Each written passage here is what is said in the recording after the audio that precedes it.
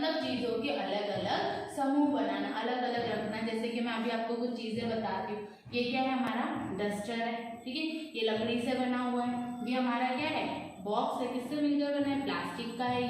ये हमारा क्या है, कागज से बनी हुई वस्तु है, ठीक है। चाबी हमारी किससे बनती है, लोहे से भी बन सकती है, कांसे से भी हम बना सकते हैं। ये किताब क्या है, ये भी किससे मिलकर बनी है, कागज से।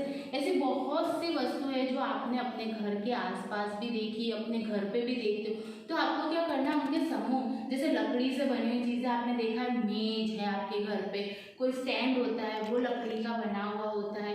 अधिकतर है ना जो आप बर्तन के जो स्पैचुला आते हैं सब्जी हिलाने के, वो भी आपने देखा, नॉनस्टिक पैन के, वो भी लकड़ी के बने होते हैं। ऐसी बहुत सी वस्तुएं, प्लास्टिक की वस्तुएं आपने देखी, जैसे कुर्सी है आपके घर पे, बोतल है, ऐसी बहुत सी चीजें, डिब्बे है, ये सब किससे बनी होती है, प्लास्टिक से बनी हुई होती है। फिर कागज से बनी हुई, कागज से बनी हुई आपके घर पे बहुत सारी चीजें। आप बताओ कौन कौन सी चीजें, आपकी खुद की किताब है वो किससे मिलकर बनी, कागज से पूरी किताब बनी होती है ना। तो ऐसे, और फिर लोहे से बनी हुई चीजें, बहुत सी चीजें हैं आपके घर पे लोहे से बनी, जैसे आपकी खिड़की, उसकी जो जाली होती है वो किससे बनी होती है, लोहे से।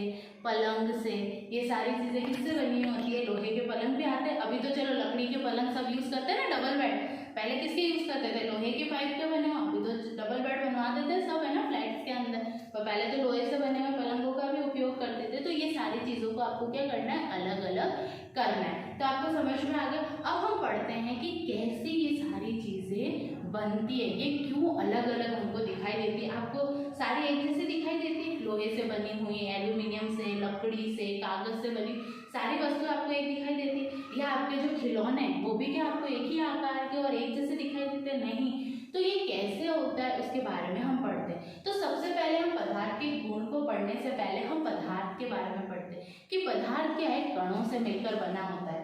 पदार्थ क्या होता है, किससे मिलकर बना होता है, कणों से। कणों से मिलकर किसका निर्माण होता है, पदार्थों का। कणों से मिलकर किसका निर्माण होता है, हमारे पदार्थ का। और ये पदार्थ किसी अवस्था में होते हैं, 3 अवस्था के अंदर हो सकते हैं। जैसे ठोस भी हो सकता है, द्रव भी हो सकता है और हमारा गैस भी हो सकता है। तो आपने देखा ना कि ठोस अवस्था में, मैंने अभी आपको कुछ चीजें बताई, वो ठोस अवस्था में थी, है ना, कड़क थी और ठोस अवस्था में थी। द्रव अवस्था में आप घर पर देख सकते हो, जैसे पानी हो गया, शरबत हो गया, ये सारा कैसा है, द्रव अवस्था में।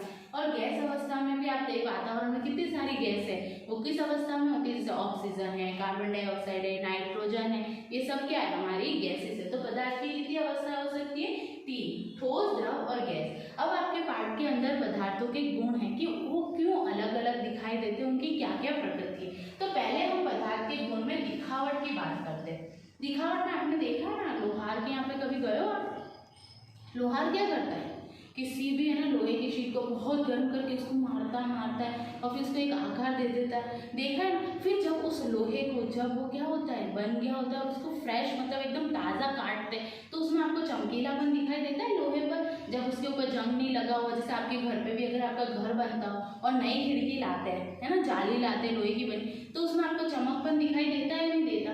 तो वो सब हमारी क्या होती है, धातु होती है। जो जितनी भी चमकती है वो सब हमारी क्या होती है, धातु। तो दिखावट के अंदर सबसे पहला आता है चमकीला और अचमकीला। तो जितनी भी धातुएं हमारी कैसी होती है, चमकीली, मतलब उसके एक अंदर चमक होती है। दूसरा अचमकीला, हमारी जो अधातु होती है वो क्या होती है, चमकीली नहीं होती।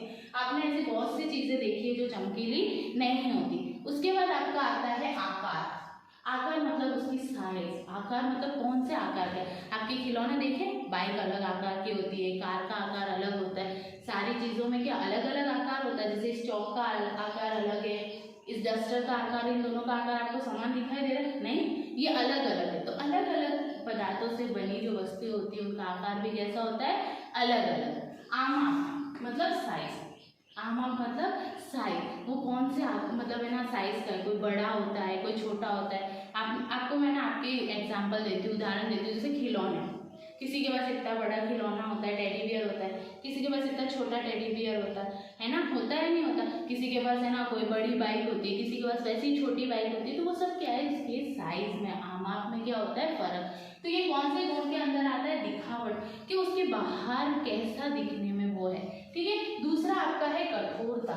कठोरता मतलब कड़कपन। उसमें दो तरह के होते हैं, कोमल पदार्थ होते हैं और कौन से पदार्थ होते हैं, कठोर पदार्थ होते हैं। अब जैसे मेरा इसी के अंदर देखो कोमल भी है कठोर भी, ये लकड़ी को मैं दबाऊं तो ये दबेगी नहीं दबेगी, इसको मैं खुरचूं, इस चाबी से ऐसे खुरचूं ऐसे, तो ये खुरचेगी नहीं होगी, ठीक है। और इस चाबी को दबाऊं तो ये दबेगी नहीं, इसको मैं खुरचूं तो इसका चूरा होगा नहीं।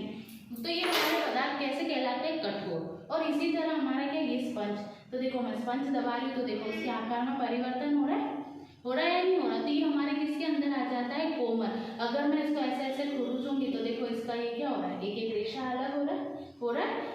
इस चौक है, इस चौक को यदि मैं इससे ऐसे ऐसे करूँ तो आपको ये दिखाई दे रहा है, चूरा दिखाई दे रहा है। तो ऐसे पदार्थ जिनको हम संपीड़ित कर सकते हैं मतलब दबा सकते हैं और उनको खुरचा जा सकता है, वो किसके अंदर आते हैं, कोमल के अंदर। और कठोर के अंदर वे पदार्थ आते हैं जिनको ना तो हम दबा सकते हैं ना ही हम उसको क्या कर सकते हैं, खुरच सकते हैं, ठीक है। तो वो किसके अंदर आता है, हमारे कठोर। देखो उदाहरण मैंने यहाँ पे स्पंज और लकड़ी दिया, तो मैंने आपको डस्टर बता दिया है क्या है, स्पंज किसके अंदर आता है, कोमल के अंदर, और लकड़ी किसके अंदर आता है, कठोर के अंदर।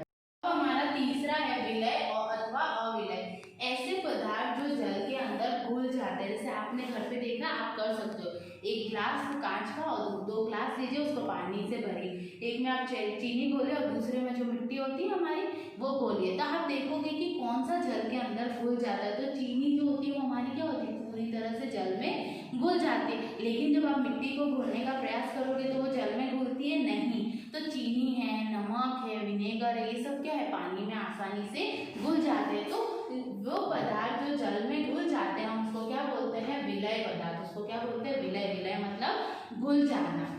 जो जल में नहीं घुलते, जैसे मैंने आपको मिट्टी बताई, ऐसी बहुत सी चीजें जो जल के अंदर नहीं घुलती, उसके पैंदे पर ही क्या हो जाती है, जमा हो जाती है, उसको हम क्या बोलते हैं, अविलय पदार्थ। वो जल के अंदर नहीं घुलते। लोहे को मैं बोलूँ तो आप घोल सकते हो जल में नहीं, मिट्टी को बोला तो मिट्टी का कुछ भाग जल में घुलेगा लेकिन नहीं। फिर तेल है, तेल भी क्या करता है, उसके ऊपर तैरता है, जल में अच्छे से घुलता है नहीं।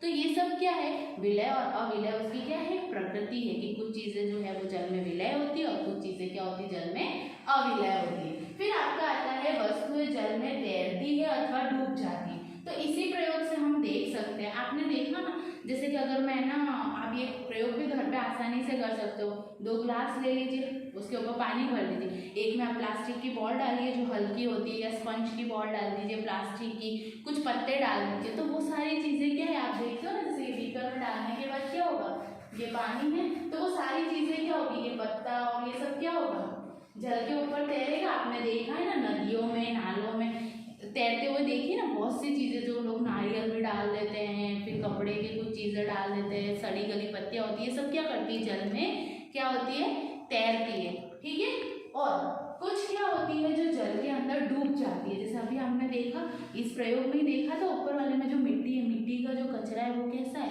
भारी है, तो वो क्या होता है, जल के अंदर डूब जाता है। डूबता है नहीं, हम जैसे इंसान है वो भी क्या हो जाते हैं, जल में डूब जाते हैं, लेकिन हमारे शरीर में पूरा अगर पानी भर जाता है तो ही हम ऊपर आ सकते हैं, आते हैं नहीं। तभी हम स्विमिंग करने जाते हैं तो सब लोग हमको ये बोलते हैं ना कि बहुत ध्यान रखना पड़ता है। तो वो क्या होती है, कुछ चीज़ें तो ऐसी होती है जो जल पर आसानी से तैरती है और कुछ डूब जाती है। अब ऐसा क्यों होता है, हमारे उसके ऊपर क्या होता है, घनत्व लगता है। क्या लगता है, घनत्व। यदि जल का घनत्व वस्तु के घनत्व से ज्यादा है तो वो क्या हो जाएगी, जल के अंदर डूब जाएगी। यदि पदार्थ का घनत्व जल के घनत्व से कम है तो वो क्या होगी, वो ऊपर तैरने लगेगी। तो आपको समझ में आ गया वस्तुएं कौन सी तैरती है और कौन सी डूब जाती है। उसके बाद आता है पारदर्शिता। पारदर्शिता मतलब ट्रांसपेरेंसी। पारदर्शिता आपने देखा है, कुछ ऐसी चीज़ें होती है जिसके आर पार दिखाई देता है। आप दुकानों में जाते हो तो किराने की दुकान पे जाते हो तो वो कांच जो होता है, कांच या प्लास्टिक की जो भी बॉटल होती है उसके अंदर सारी चीज़ें रखता है ताकि वो हमको क्या करे, दिख सके। तो ऐसी चीज़ें जिनको हम आर पार देख सकते हैं वो क्या हो जाती है, पारदर्शिता कहलाती है। आपने देखा पॉलीथीन भी, कुछ पॉलीथीन ऐसी होती है जिसको हम क्या कर सकते हैं, आर पार कुछ चीज़ें उसमें दिखाई दे सकती है। कुछ होती है अपारदर्शिता, ऐसी बहुत सी चीज़ें होती है, जैसे मोटा कपड़ा है, कुछ ऐसे प्लास्टिक है, उसके अंदर हम क्या कर सकते हैं, ट्रांसपेरेंट हो सकती है, वो एक साइड से दूसरे साइड दिखाई देता है। जैसे आपका ये हाथ है, अब ये क्या है, पारदर्शी है अपारदर्शी, अपारदर्शी है ना। मैं अगर यहाँ से यहाँ देखूँ तो मुझे दिखाई देगा, नहीं दिखाई देगा। देता? नहीं दिखाई देता। तो वो किसके अंदर आ जाती है? अपारदर्शिता के अंदर। और इसी के अंदर एक आता है पारभाषी। ये पारभाषी क्या होता है? जिससे होकर वस्तुओं को देखा तो जा सकता है लेकिन स्पष्ट नहीं देखा जा सकता। आप देख सकते हो स्पष्ट, आपने देखा होगा कुछ ऐसी बर्नियां भी कांच की आती है मोटी, जिसमें थोड़ा सा धुंधलापन होता है। यदि उसके अंदर वस्तु है तो हमको पता है कि कौन सी वस्तु है, लेकिन हम उसको स्पष्ट रूप से देख नहीं सकते। जैसे अब ये चुन्नी है, ये भी है ट्रांसपेरेंट। अगर मैं इसको ऐसे करके देखूं तो मुझे आगे कैसा दिखाई देगा? स्पष्ट दिखाई नहीं देगा। दिखाई तो देगा लेकिन स्पष्ट रूप से दिखाई नहीं देगा। तो ये सारी चीजें किसके अंदर आ जाती है? पारभाषी के अंदर, जिनको हम देख तो सकते हैं लेकिन अच्छे से नहीं। तो आप डिफरेंस कर सकते हो ना कि भाई पारदर्शिता क्या होती है, अपारदर्शिता क्या होती है और पारभाषी क्या होती है। तो आपको क्या करना है कि अपने घर पे जो जो चीजें हैं उनको अलग अलग समूह में रखना है कि कौन सी चीज किस पदार्थ से मिलकर बनी है, कौन सी ठोस है, कौन सी द्रव है और कौन सी गैस, उनके क्या क्या गुण है। वो चमकीला है, अचमकीला है, आकार में कैसा है, आमाप में कैसा है, वो जल पर तैर रहा है, डूब रहा है। ये सारणी बनाकर आपको क्या करना है? अपने नोटबुक में लिखना है। नोट डाउन कीजिए। Thank you.